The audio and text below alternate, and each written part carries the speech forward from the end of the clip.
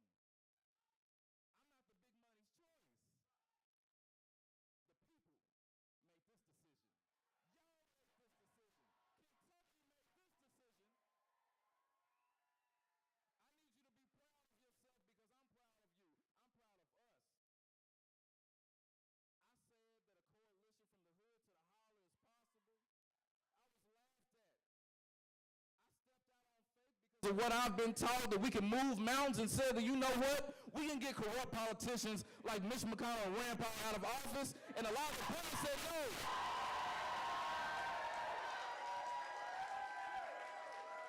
This is years in the making. Those teachers in the Capitol building that lifted their voices, those miners that stood on the tracks and said enough is enough, those students that said we need a sustainable future, so we're going to organize. The voices across Kentucky, when Breonna's door was busted down, they lifted their voices up. Regular people who have been counted out and ignored and abandoned and mocked and disrespected. This is for us. And so the reason I'm pouring this out to you now, because we have to know for ourselves that this fight is worth it. There's so much cynicism. There's so much doubt. We see the pain in our country. We see the ills before us. I know you all saw the news. You saw what happened in Buffalo. And the thing that pains me even more is that we had the very same thing happen at a Kroger here not too long ago. The challenges that we face are real, and they're not going to go away by us wishing. They're not going to go away by us waiting for Rand Paul to do something about it. So we are going to lead ourselves.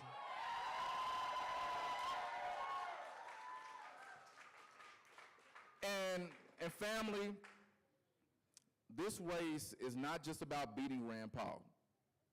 All right, we're going to blow Rand Paul out. Hold on, let me do it right for y'all. We're going to blow Rand Paul out. Bye, Rand Paul. Bye, Rand Paul. Rand Paul, you gotta go.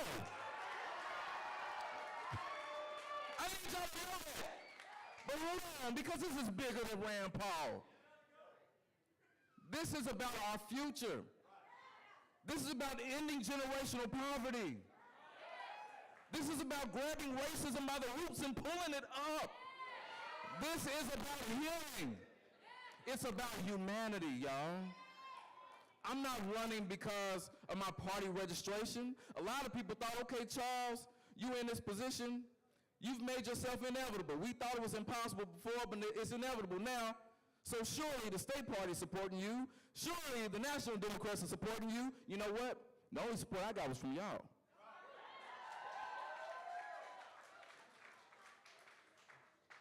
And the work we're going to do to build infrastructure, to inspire new voices, all of you, I hope you feel inspired because y'all inspire me, man. More regular folks running across Kentucky at the state, local, and federal level, lifting up the vision that I call a Kentucky New Deal. A Kentucky New Deal to me is life, freedom, and prosperity for every single one of you. No matter where you're from, what you look like, how much money you have in your pocket, what faith you have, the pronoun you use, who you love, whether you're walking or in a wheelchair, you deserve to dream big. You deserve to pursue and surpass your dreams. And I know we can win that. If we invest in our people, if we invest in our infrastructure, if we make democracy real, if we make justice real, we can win that future. A Kentucky New Deal is our vision to do that. And so we're going to be organizing on the issues that we care about. This is not about party. We got to get bigger than that, y'all. Democracy is hanging on by a thread. This is about meeting people where they are, listening to you, being accountable to you, and lifting up the policies that respect your humanity, that account for your dreams and your concerns, making sure that nobody has to ration their insulin, no one has to decide between putting food on the table and keeping their lights on, no one has to wonder how they're going to get formula for their baby, or how they're going to afford gas. No one has to wonder if their door is going to be kicked in the dead of night. We can win that future, and we have to do it. So as much as we want to beat Rand Paul, and we're going to beat Rand Paul, we have to beat hate. And let me tell you a little bit about why. So I'm running against this guy now. It's official. I'm the Democratic nominee. I'm going to take on Rand Paul. And I need you to see Rand Paul for who he is. I don't spend a lot of time on him because it's bigger than him, but I need you to see him for a second. Rand Paul is a contrarian. He's a crisis actor. He's a conspiracy theorist. In a lot of ways, he's a cartoon character, but I need you to understand what he's doing. He stokes division. He pours gasoline on hate, and then he hides his hands. He calls himself a libertarian. He's not even a libertarian because he doesn't really have an ideology. He's an opportunist.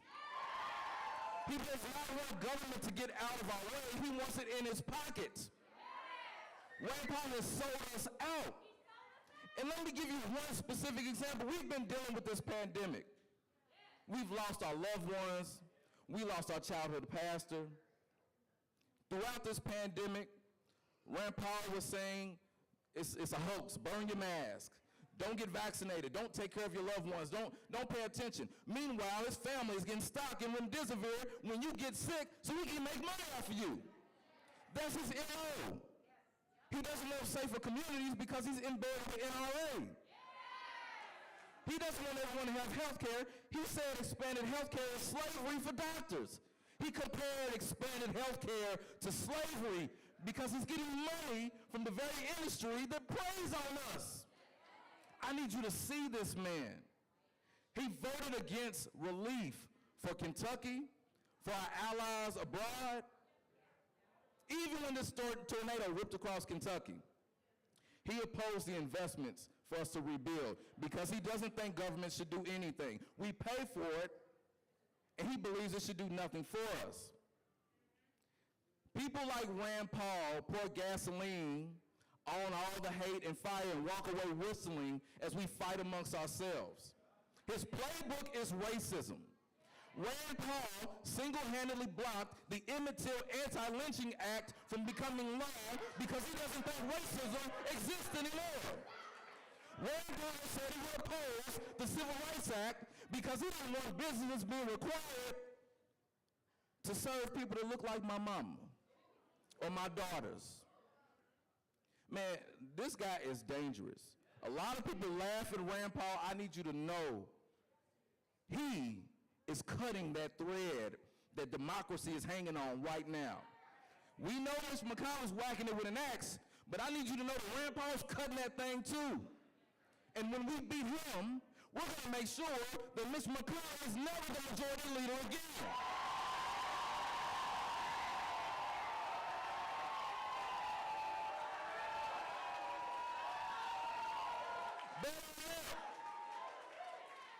It's only right.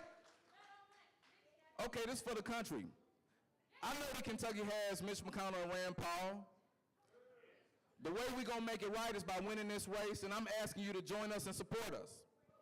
A lot of people don't want to invest in Kentucky because when they did it before, they got burned. In the last cycle, there was over $100 million that was pumped into Kentucky, but they didn't listen to the people of Kentucky.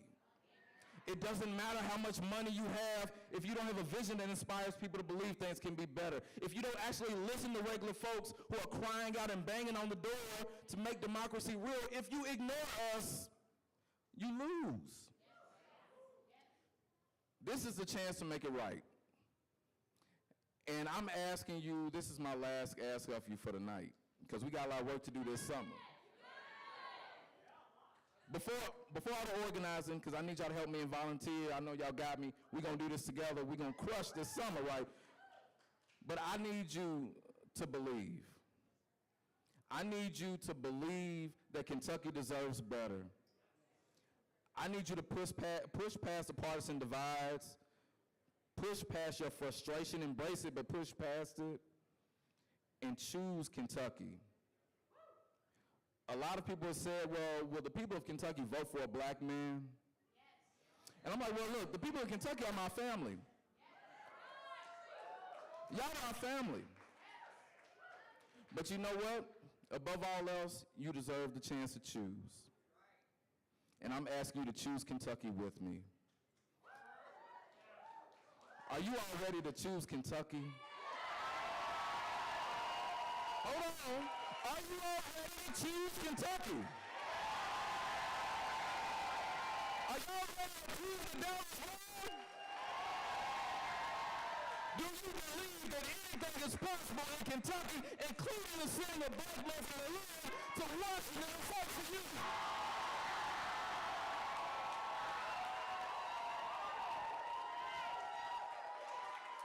I love you. I'm honored to have your support. I promise you I'm going to earn it. I'm going to turn my shoes up. I'm going to wear my voice out. I know my wife's going to hold me down, so I'm going to give my all to you. We going to run this race in November. Y'all think we celebrating right now? Wait till November. Let's go. Bye, man.